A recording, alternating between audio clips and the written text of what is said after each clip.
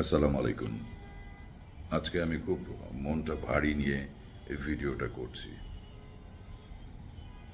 এটা নরসিংদী, ঈশ্বরদী, হাতিরঝিলের খবরগুলো দেখে। এই খবরগুলো একটা মেয়েকে নিয়ে। একটা মেয়ে নরসিংদীতে রেপ করা হয়, আরেকটা মেয়েকে ঈশ্বরদীতে, হাতিরঝিলে ছোট্ট একটা বাচ্চাকে। আমি তো ভাবতেই পারি না এসব কেন হচ্ছে। এটা তো রোজার মাস চলছে, সংযমী মাস। এখানে মানুষের ভিতরের খারাপ জিনিসটাকে নিয়ন্ত্রণে রাখা, মানুষের ভিতরের পশুটাকে নিয়ন্ত্রণে রাখা, আপনার যত আশা, বাজে জিনিস, লোভ, এগুলিকে নিয়ন্ত্রণে রাখা এই রমজান মাসটা।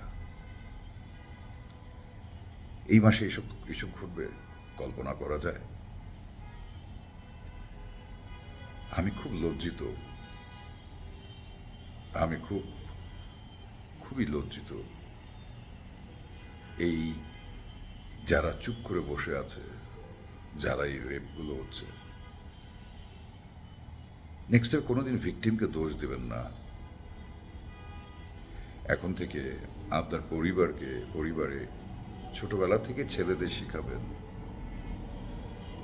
নারীকে কিভাবে সম্মান দিতে হয়, নারীকে কিভাবে প্রাধান্য দিতে হয়।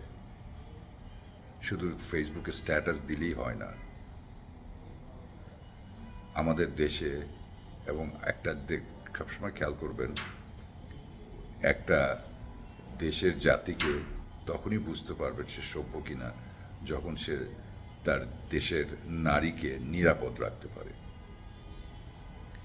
আমাদের দেশে একটা মা তার মেয়ে যখন বাইরে যায় ভয়ে অস্থির হয়ে যায়। একটা বাবার বুক কাঁপতে থাকে যদি মেয়েটা সময় মতো সন্ধ্যাবেলায় না ফিরে। এই নিরাপদ আমরা দিচ্ছি? এরকম পশুর মতো আচরণ আমরা করছি একটা মেয়ের সাথে।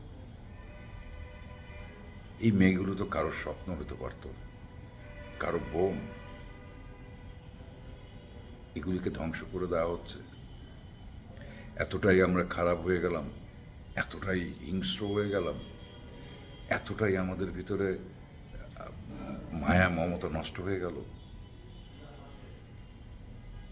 ছোট্ট বাচ্চা একটা দেখলাম, একটা পড়লাম আমি, দাদিকে মেরে ফেললো। দাদিকে মেরে মেয়েটাকে নিয়ে তারপর তাকে রেপ করা হলো। এটা আমাদের জন্য কত বড় লজ্জাকর একটা ব্যাপার। আমি এটা মেনেই নিতে পারছি না। এই রমজান মাস তো আমাদের অনেক কিছু শেখায়। চোখকে লাগাম দিতে হবে, আপনার দৃষ্টিকে লাগাম দিতে হবে, আপনার মুখের কথাকে লাগাম দিতে হবে। আপনি কারোর সাথে রাগারাগি করতে পারবেন না। আর এই রমজান মাসে তাহলে তো আপনি না খেয়ে আছেন। আপনি ইবাদত হয় না, আপনার না খেয়ে রোজা আছেন। আপনি ইবাদত তো হচ্ছে না আপনার।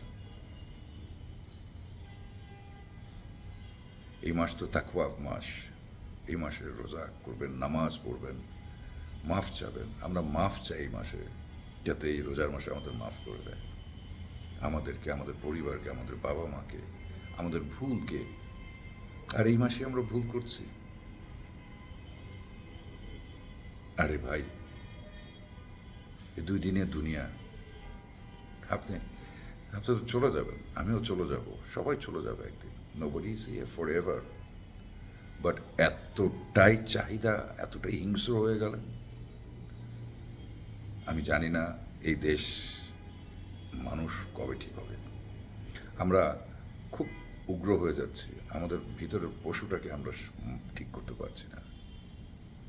আমার এখনো আশা আছে, এখনো আমার হোপ করি আমি, যে যখন অন্ধকার হয়ে যাবে চারিদিকে, তখন একটা ছোট্ট প্রদীপের আলোই হয়তো অনেক কিছু জ্বলিয়ে তুলবে, চারিদিকে আলো করে তুলবে।